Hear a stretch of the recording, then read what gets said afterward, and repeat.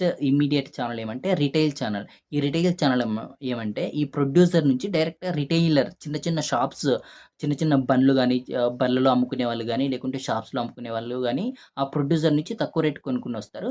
తర్వాత కొంచెం రేట్ పెంచేసి మనకి కన్జ్యూమర్స్‌కైతే వీళ్ళు అమ్మడం అయితే జరుగుతుంది. So, compare to direct channel ఇక్కడ కొంచెం ప్రైజెస్ అనేవి ఇంక్రీజ్ అవుతాయి. నెక్స్ట్ మనం కమింగ్ టు హోల్‌సేల్ ఛానల్స్. ఈ హోల్‌సేల్ ఛానల్స్ అనేవి ఎక్కువ మార్కెటింగ్ జరిగేది ఈ ఛానల్‌తోనే. హోల్‌సేల్ ఛానల్‌తోనే అనమాట. ఇక్కడ హోల్‌సేల్ ఛానల్స్ అంటే ఏమంటే, ఇప్పుడు ఒకవేళ ఫ్రూట్స్ షాప్ ఉందనుకుందాం. అక్కడ మామిడి పళ్ళనేవి ఒక జిల్లా నుంచి తెచ్చుకుంటాడు ఈ హోల్‌సేలర్.